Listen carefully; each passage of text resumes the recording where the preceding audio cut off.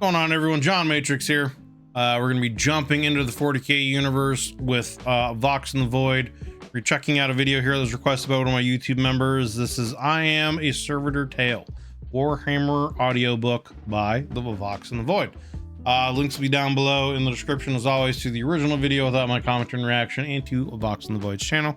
Please do me a favor, if you enjoy this video, be sure to go give it a like, and if you're not already, hit that sub button and show the man some love if you enjoy the content that he puts out on his channel. If you'd like to join us as I do these reactions live with my YouTube members, there is a join button underneath the video, as well as a link in the description to the YouTube membership benefits and tiers that I offer. So if you've been around the channel for a while, decide you want to take your sport to the next level, check those out and see if that would have any interest for you. But for now, let's jump in this here video.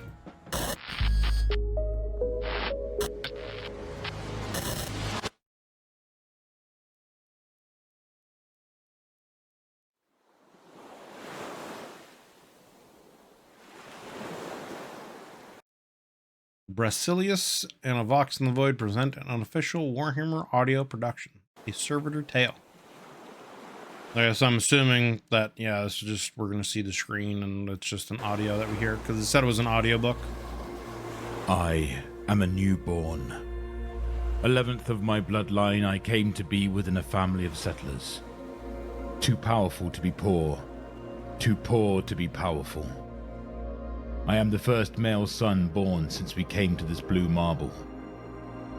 I draw my first lungful of air surrounded not by those who loved me, but by machines and chirurgeons. They examine my limbs and inwards in invasive ways. I cried and felt pain and fear and cold, and there is disapproval in their eyes. They found me wanting. So he must have been born frail in some way, so they figured he wouldn't have any kind of use being a worker or soldier or any other benefit. I guess they made him a servitor. I don't know. I mean, being made into a servitor sounds like it's a fate almost worse than death, man. Like essentially being a lobotomized husk for computers, and you're essentially, your consciousness is like just trapped in your body, and you're being kept alive longer than what you should be through mechanical means, and essentially, yeah, you're, you know, a slave to the Imperium at that point. It just doesn't sound like a great existence. I am mesmerized. It was my 5th birthday when I finally could touch the sea. Endless and all-powerful. It covered most of the world my family now calls home. An azure blue of chaotic movement and repeating pattern that was engraved on my very being. My young mind couldn't comprehend its pattern, but yet I was attracted to it. I could hear my name echoing just beneath the waves in a tone I thought impossible to hear. That night, I dream of diving into that underverse as far as my breath could take. The currents guided me ever deeper to waters somehow destined to me and me alone. But the deeps were too dark. Yeah, I'm good. And the water too cold. I wished that I could endure it, but I had not. The morning after, I awakened from this dream with the news that I was to embark in a strange ship, destined to go beyond the horizon. I am a student. My father sent me out of our home world to study in the best school he could afford. For the first time in my life, I could see my home world as it was with my own eyes. A vast blue marble, with 9/10 of its surface covered by nothing but that impossible, vast ocean. Within this ship, harsh tutors and a personal physician was all that would keep me company and healthy. Beyond them, everything was alien to me. I mean, it sounds like he was born to a wealthy family, or at least wealthy enough, right? It sounds like he's living on some kind of, maybe a paradise world. I don't know. It definitely doesn't sound like it's, you know, a hive city world or a major industrial world. It's a world of, you know, a giant ocean on it. So who knows? And obviously it's healthy enough for him to swim in without being polluted, etc. And it sounds like his family has sent him up to be tutored, and educated. So it sounds like he's from a fairly affluent or influential family of some sort, some kind of nobility in the Imperium. I am not enough. In the capital of our sector, there were no second chances. Students are expelled for every new test made. Most of them are flogged in public before they are marched out in disgrace of the Skolas's gates. I have no family or friends here. In this endless jungle of permacrete and plasteel, I am alone. The greys and neon lights of the hives offends me. This place has made a chaotic order, spawned from propaganda, fear, and human flesh. And I mean, yeah, like think about that too, right? Growing up on a, healthy, ocean-rich, kind of luxurious, I guess, planet in comparison, and then being forced to go to school on a hive world that's polluted and full of industry, like that would be one hell of a culture shock. I mean, some people might enjoy it. I don't know. I personally am someone that does not like big cities. An antonym of the sea. I couldn't imagine having to deal with a hive world, or a hive city, or any of that. That I so much miss. All I have are the endless trials and tests made to take my measure. Constant mental pressure threatens to turn me into the sludge that rains down to the underhives below. My bed is my only respite in these trying days. But even in the comforts of the night I found no peace, as the same dream plays again and again. I dream that I dive again into my ocean, but now I delve too deep into the sea. I cannot reach the surface. There was no air within my lungs, and I'm almost giving in to despair. I am blessed. I found the answers that I needed. In my dreams, I saw a lighthouse, impossibly vast and golden. Its purer light pierced the dark waters, illuminating the deeps of the ocean and filling it with teeming life. Now I could read the text written upon its tides and hear the music of its patterns. Kaleidoscopic fishes fetch me bottled messages left adrift with fragments of wisdom long thought lost, with an eternal patience. They teach me all that I needed to know. There was no question the Scholars teachers gave me I couldn't answer, and no trial that would... That's what I was thinking too. The Golden Lighthouse, I was wondering, is that some kind of imagery from the Emperor talking to him? Is that supposed to be the Astronomicon in some kind of way? Is this hinting that he was a psyker, right? And then maybe that's why he ended up turned into a servitor, because, obviously psyker bad, I don't know, but I was wondering the same thing. It was hard to me now, but the booms of the sea goes even beyond. In the seas. And the sea here, is the sea like a representation of the maybe the astral plane, but also just, the warp, I don't know. Yeah. Floor. I found treasure chests and spoils of wars ready for the plunder. Within the safes and chests were not jewelry and gold, but libraries of fates and counterfeits that were now mine to learn. See, or is this then the opposite? Is this Zinch, trying to tempt him with knowledge, kind of a situation, I'm yeah, maybe he's a psyker, and Zinch is kind of here's your library of knowledge for the ocean and yada yada. I don't know. Interesting. I became master of the present and student of the future. I am cursed. The eyes of envy fell upon me. They denounced me as an imposter and a cheater. The masters of this world had their children flogged because of me, as they couldn't keep up with my connection to the ocean and fell from grace from the scholar. So yeah, that's interesting. He starts getting information in his dreams. So he must be a psyker of some sort. And yeah, is this knowledge coming from the Emperor, a golden lighthouse, or is that a guise for like Zinch, like I said, you know? Is he tapping into some, you know, cursed chaos knowledge? Now they demanded my head in justice for their disgrace. They put me on trial and found me cursed. Those jealous zealots condemned my bloodline for not giving me up to the black ships, and now they had to suffer for their crimes. The lords of the Schola wanted me burned at the stake. I dreaded. Well, and they said right there too, they're cursing him for his bloodline not giving him up to the black ships. So is that a reference of like, yeah, he was meant to be a navigator or an astronomicon, right? Is that in his bloodline? But his parents, I guess, maybe like hid that so he could try to have a normal life or something. I don't know. The flames with all of my heart and could feel the fire already touching my skin, but that wasn't to be my fate. They would make me into a tool.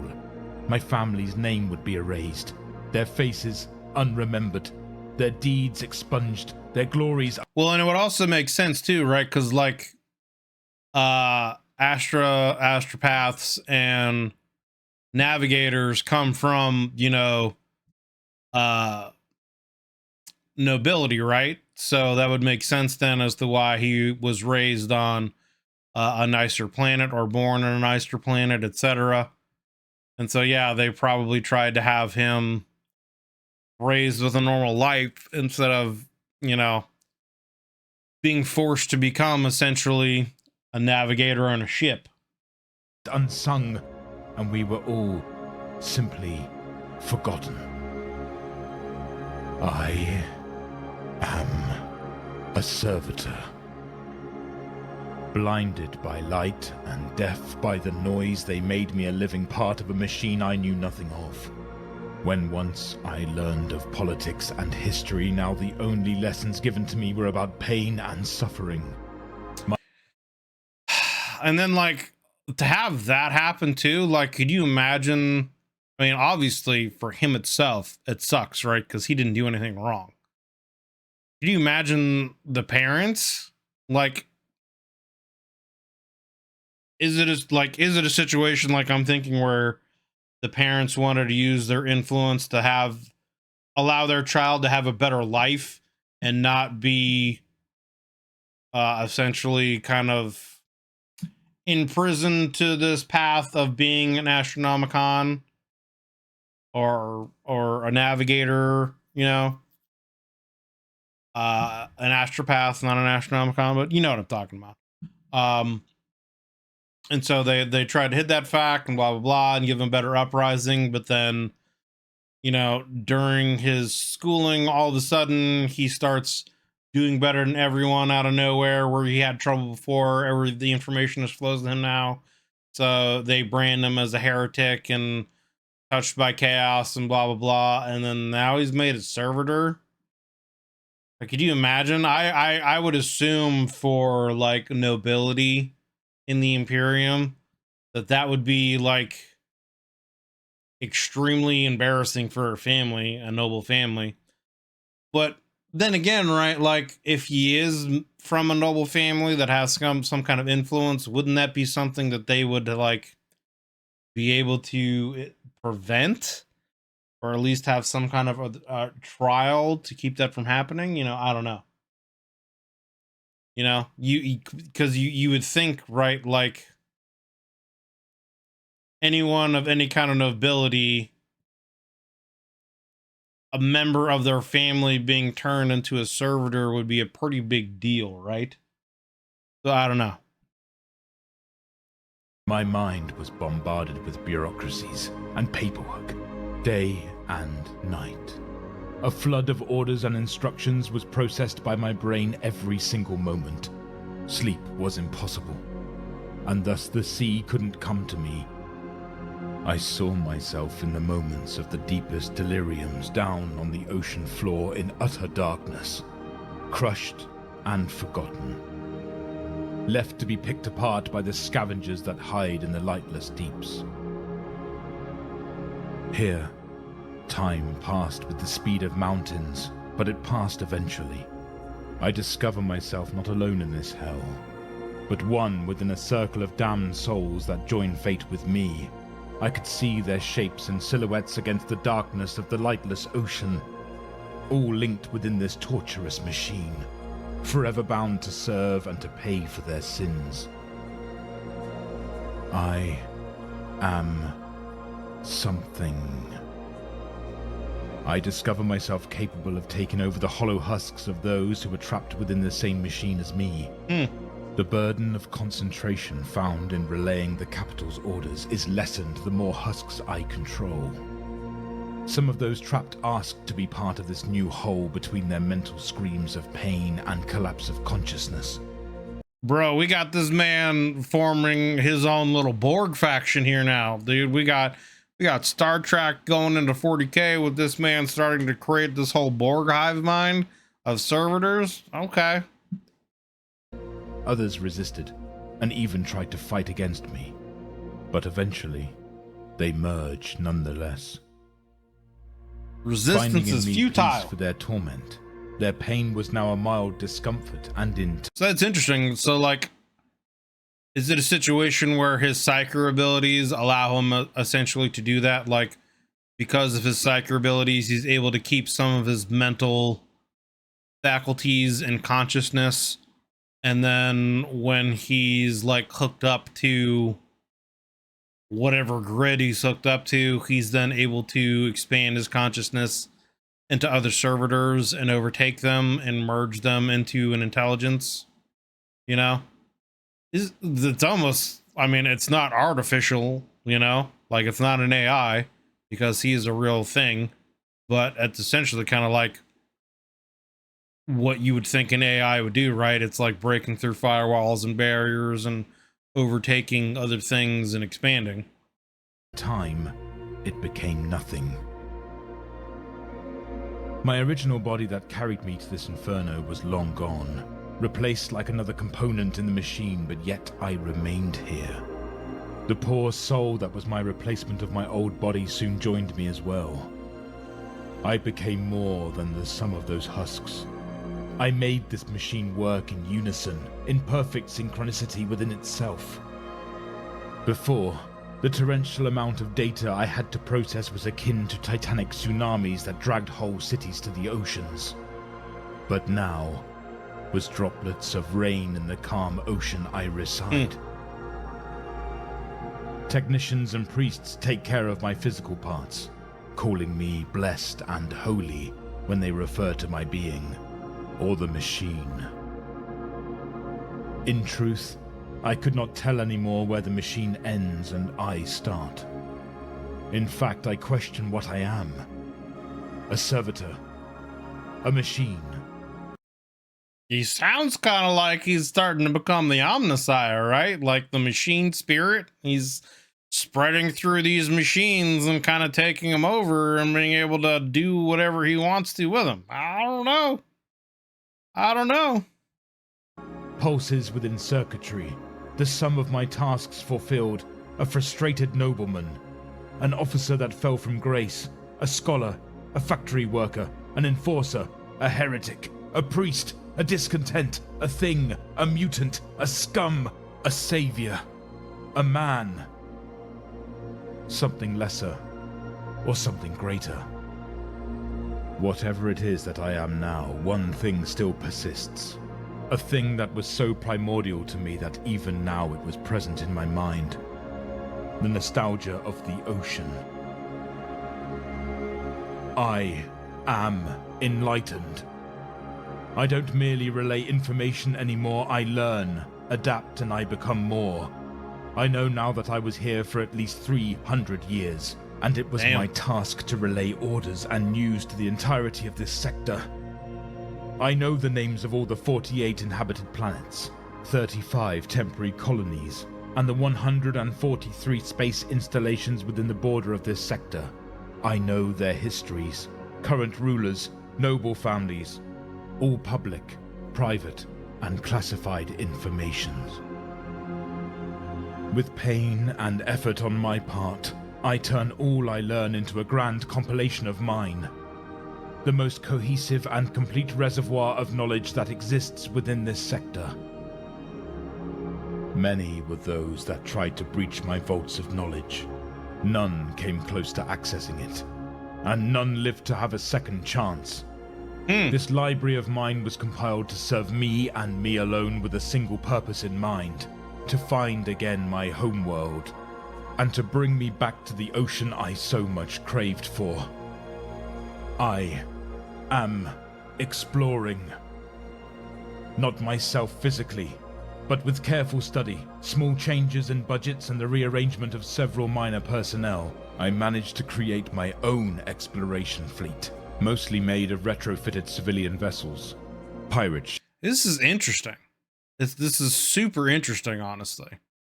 The idea of like, yeah, a person who was essentially an unsanctioned psyker who gets turned into a servitor, who then is able to expand and become an even greater consciousness than he was before through machines, and now is basically like almost taking over an entire sector and rearranging and utilizing things to search for his home, and probably then to like inhabit a body just so he can go back to this ocean that he had when he was a child. You know, I wonder how it's going to turn out. Is the world going to be there? Is it going to be what it was? You know, has the world been drained of all its resources and that ocean doesn't exist anymore? You know, kind of a thing, because it's been 300 years. You know, so 40K audio dramas are definitely something we need to get into more. There's a whole section of the universe never really dive deep into, but they're always good. Yeah, this is pretty dope so far. This is pretty interesting.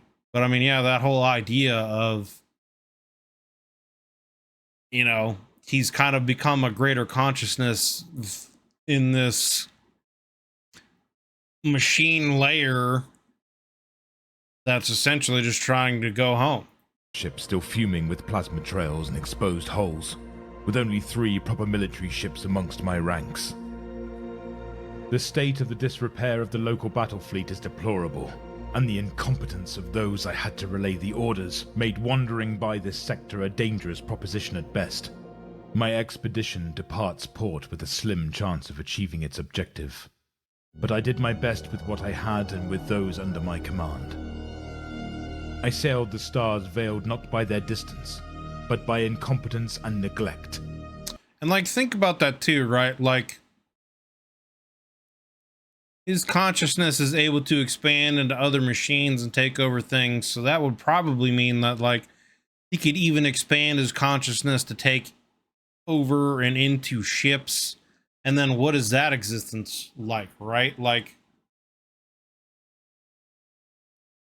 he then like becomes a multitude of different ships, you know, like the idea that I don't know, like I'm just trying to comprehend it, right? The idea that he is now this kind of intergalactic network consciousness through all these machines and different worlds and even ships. And then like what would that even be like, you know, being like, yeah, I don't know. It's fascinating just to think about. And then just like the idea of like, what kind of sensation would you experience? Do you have like, if your consciousness is a ship, what kind of sensations do you have of like flying through space and things like that? You know, does that, I don't know. That's just interesting. It's interesting to me. Tens of thousands of worlds were surveyed by my crew. Many rich and still uninhabited, others covered in abundant archaeotech still to be plundered, while entire worlds starved to make the noblemen of the sector capital ever so fat and ever so rich. Using my fleet, I saved entire worlds from logistical apocalypses and put several others back on the map. In the 50th year of the expedition, it finally succumbed to the fire of aggressive Xenos and renegade pirates. Much of the knowledge was salvaged, but there are still no trace of my dear blue marble, judging by the remains of destroyed worlds in the fleet's wake. I fear that my homeworld was lost in this uncaring galaxy. I am ready. Many sectors of bureaucratic nightmares were unmade. Entire logistical chains had to be created. Booming colonies I turned into hive worlds to supply the manpower for my projects. Cults and uprisings were fostered and cultivated in several key worlds. Their news I whispered to agents of the Inquisition. The populations of those worlds sacrificed in the cyclonic storms that cracked their world apart as Exterminatus was declared. Their exposed liquid cores laid the foundation to several industrial and forge worlds to feast upon. Archaeotech was excavated, and damn. So like, I kind of want to listen to that again, but at the same time, like, well, that's kind of a lot to go back through. But he's basically saying that like he started cults on worlds in order to get the Inquisition to go exterminatus them, so that he could use those worlds and create them into forge worlds, so that he would have more resources to create greater fleets so he could find his home. That's pretty crazy. That's pretty crazy. Does kind of feel like this dude is becoming the machine god. Yeah.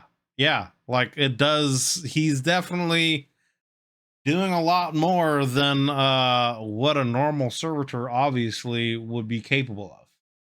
their secrets I showed to the Red Priest of Mars, who heard my words as holy revelations. See? Gas giants were seeded with gene-tailored floating plants. Their harvest would quench the hunger of untold trillions. Wars were waged and the tales of several generals exaggerated. Misinformations and altered records made dozens of those figureheads into imperial saints, consecrating nearly settled colonies into shrine worlds, bringing the wealth of the imperial church and the presence of the Adeptus Sororitas to this corner of the galaxy. Adeptus Astartes founded their fortress monasteries across my civilized worlds. Their oaths of eternal servitude and dedication to the defense of this sector inspiring ever greater deeds of zealotry and bravery from the common man. The god engines of the Schola Titanica now walk What's up, upon Big my Fuse? How you worlds. doing, brother? Some come relocated from across the galaxy to guard this bastion of civilization. Many others excavated from the ruins left of the old night and restored to a measure of their former glory. Their houses grew in fame and power as they extinguish many Xenos races and mutant empires that lurks in the edges of the stars. An entire red dwarf was warped around concentric rings of steel to harvest energy and material solely to fuel its dry docks and shipyards. Continent-sized resorts were built upon those rings to house the ever-expanding navigator houses. Doing good, brother. We're just getting into this audio tale here that's very interesting so far. So far, to summarize it, we have a person who seems to have been born from an affluent family that hid he was a psyker, went to school, got found out that he was an unsanctioned psyker, was turned into a servitor, and now has like essentially almost kind of become the Omnissiah. He was able to like keep his consciousness when he became a servitor, and then learned how to expand his consciousness through the machines to other servitors and other machines and take over those consciousness and merge them into him. And now he's like expanded through these various sectors, using different parts of the Imperium. He's essentially looking for his home because he wants to go home to, you know, his home world that he grew up on with this ocean that he, you know, was very fond of. And so he's like playing this huge game of moving things around and influencing things so that he can gain control over stuff, so that he can find his home. I don't know. It's very interesting so far. Very interesting so far. Engineered humans saw their talents in so high demand, as brand new void behemoths took flight every single year from its void docks, tasked with the monumental duty to extinguish the Xenos and pirates at once from my sector. And so yeah, now he's even got it set up so that there's forged worlds that are building ships and things for him, and the Astartes have even established chapters in his area, and he's got them going out and exterminating these aliens and pirates that destroyed his original fleet. So like, he's gained all kinds of crazy influence. You know, it's pretty fascinating. a half millennia of shadowed guidance and the consolidation of all the infrastructure I needed, I shall launch my 100-vessel-strong exploration fleets in the Shroud of Secrecy. Armed with venerable vessels, hundreds of thousands of regiments, veteran Astartes, several branches of the Mechanicus, and even some maniples of several Titan legions, all with the same secret mission: to find my dear blue marble and take me home. I am tired. This machine is failing. This sector is growing beyond me every day. Before, the few dozen worlds under the incompetence of those of the capital sector was a trivial thing to manage. But now, 700 billion souls called for leadership. 700 billion. That's a lot of people, dude. Tons of materials clogged the main warp lanes. The logistical Bailey that I could possibly manage is at the edge. So now his infrastructure of his influence has grown so great that he can't even keep track of it anymore. This is almost like a microcosm of the Imperium itself, right? Like, he's kind of almost created his own Imperium with his own goal of finding his home world, and has gained so many resources and influence that he can no longer keep track of it all, and it's becoming overwhelming to the point that his like machine consciousness or whatever can't even like deal with it anymore. This place is growing faster than I can adapt. They call this sector the Galactic Doorway, the Blessed Presto, or even Ultima Ma. But to me, it is a growing nightmare. Entire hive worlds worth of noble buffoons boasted about the glories I gave them. Legions of Lord Generals claim the honor of winning the battles that I fought. Admechs ascend into the hierarchies of Mars, boasting about the discoveries I made. And the Imperium fight wars with the armies that I summoned. After I would be gone, none would ever notice that I had ever existed.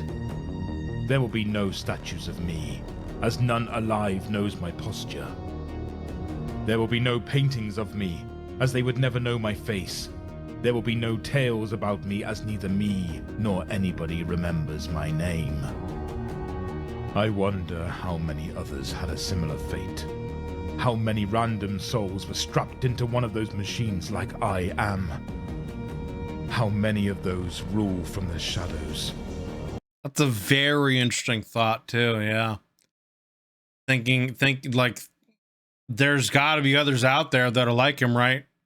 There's got to be others of the trillions upon trillions upon trillions of lives in the Imperium, and of those that have been made into servitors, there have to be others who've been able to wrangle their consciousness the way he did and overtake other things and influence stuff in the Imperium the way that he has. Some of them probably got found out and may have been deemed, you know, chaos, corruption, and destroyed. You know, others maybe they hid away and, you know, they're just considered the machine spirits of some of these machines. You know, who knows? But that's a very interesting thought to think about, like how many others are out there like him, managing and running the Imperium for their own interests without anyone knowing it in the background. It's almost like he's become the Imperium. Yeah. Yeah. The unsung heroes, the Imperial machine. Yeah.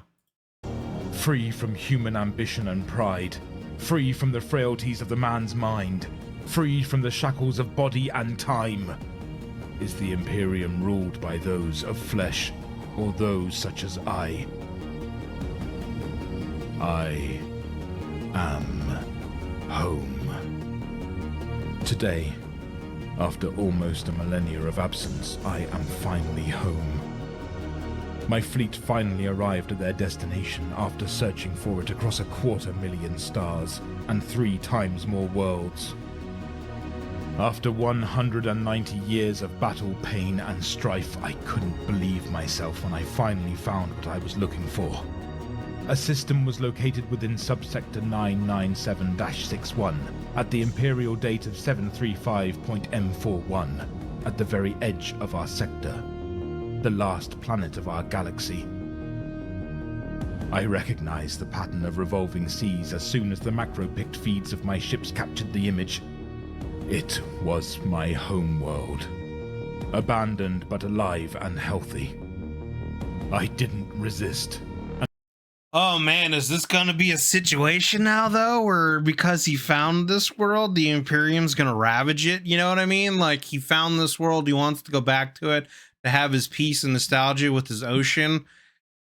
And from what he's saying here, that it sounds like it had been abandoned, but now that they found it again, is it gonna be destroyed? Is it gonna be a situation where him finding his thing, you know, the thing that he's been searching for, this goal, is going to end up leading to its own destruction? And assumed direct control of several explorers during their journey to the surface. The white clouds above danced like children at the flavor of the 7 winds. I stepped barefoot onto the beach.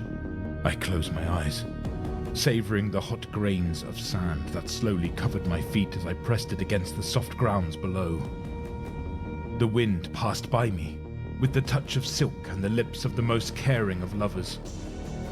The smell of the sea was sweet, with the blossom of an immense variety of underwater vegetation, its chemical composition so well tuned to my nose that no essence crafter could make a more fine perfume. I opened my eyes, tears quietly making their way to the sand.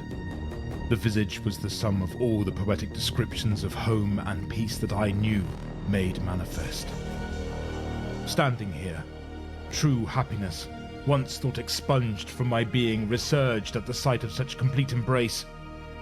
I ran to the sea. All the caution that came of centuries of shadowy guidance was banished to the deepest recesses of my mind. I bathed in that most holy of oceans. I drank mouthfuls of that salt water, danced and jumped at its waves, and let myself loose in the arms of that sea that gave me so much and asked for nothing in return. In the embrace of my dearest blue friend, I could finally understand the wave patterns of my homeworld, the orderly chaos, the hidden message engraved within the waters. When I was whole again, the images and patterns triggered a memory buried beneath 100 million lifetimes. An intrinsic part of myself long thought lost resurfaced like an ancient leviathan from the deepest oceanic trench. My home. And I shared the same name. Both baptized by my father, cherished by my family, cast into the oceanic void to be forgotten by the same incompetent hands. Both incapable of existing without each other, calling and yearning for each other's company. And now we are reunited again. We are so intrinsically linked that I couldn't forget it. And now I know it didn't forget me also. I am this planet, and this planet is me. I am Tyron.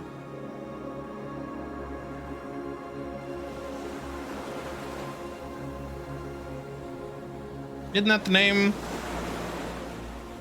of the planet where the Tyranids first came to? Tyrannid. Maybe I'm wrong. Anyway. All right, well, that's the end of it. All right, well, there you go. That was I'm a Servitor Tale Warhammer audiobook by Vox in the Void. Very interesting. And I mean, that's also a good point there for you, is what you're talking about. Like, if two of these things meet, you know, what would happen? Would they war with each other, and what would that war look like? And yeah, the audio was awesome. Yeah, he said Tyrant. Yeah, that's what I was thinking. That's the first planet that the Tyranids came to. That's why they're called Tyranids. So is he, like, he's not a Tyranid, right? Like, he's not the hive mind, right? Like, was he a psyker and born there, and the Tyranids were already there underneath the ocean, and he connected with them, and that's why he has the sensation he has and is longing to get back there when he was a kid and a psyker, and then going through all that and then returning there? Did he wake up the Tyranids? Was he like sleeping there and woke the Tyranids up? Were they under the ocean the whole time? You know what I'm saying? Like, I don't know. That's interesting. When it was eventually found by the Imperium, the Baron Rock, so I'm guessing his, yeah. But I mean, the story overall is just a very fascinating story.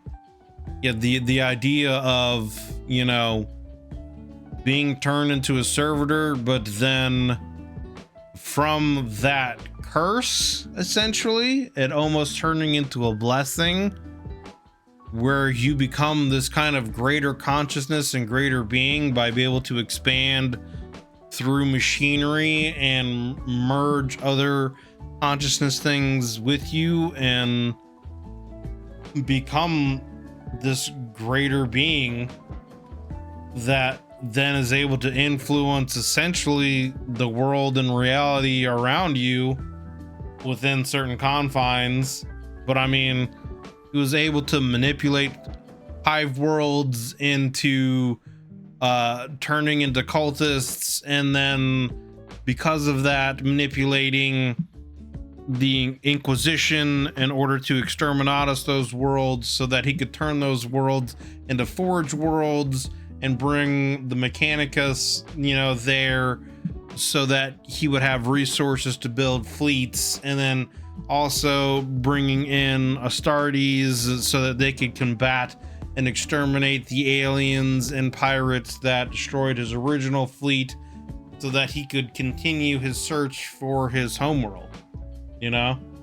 So I don't know, that's a very fascinating, interesting story. And I mean, the end there does kind of beg, you know, that question, right? Does this world of Tyran, and he is Tyran again, like, you know, when he was young, if he is a psyker, which it seems to be, you know, did he connect with Tyranid hive mind in some way? And if that's the case, was he always connected with it? Was that where that information came from? That dream that he had of seeing that golden lighthouse that led him under the ocean, where he got all that knowledge? Did he get that knowledge from the Tyranid hive mind? You know? And if so, did the Tyranid hive mind set him up to become what he was? You know? To go back there and maybe awaken the Tyranids, or at least become a beacon for them to come to that planet or something, you know? I don't know. This is all just speculation, you know what I'm saying? But if that's the case, that would be a very interesting story. It'd be a very fascinating story. Yeah, I'm finally home. Years of torture. Oh, what? Gets devoured by unimaginable space, but yeah. That was definitely an S tier, you know, story by Vox in the Void here. Probably pronouncing the song Brasilius and Vox in the Void presents an unofficial Warhammer audio production. Yeah, awesome. S tier story. If you enjoyed this video as much as I did when you go through it, be sure to go over there and give it a like. Links are down below in the description to the original video without my commentary and reaction, and to Vox on the Void's channel. So yeah, if you enjoyed this as much as I did, please be sure to go over there and give it a like. And if you enjoy the man's content, hit that sub button on his channel. If you'd like to join us, as I'm doing this reaction live right now with my YouTube members, if you'd like to join us and join our discussions as we go through these, we'd love to have you guys come in here. There's a join button underneath the video, as well as a link in the description. If you've been around the channel for a while and decide you want to take your sport to the next level, check that out. See if any of those membership benefits and tiers would have any interest for you.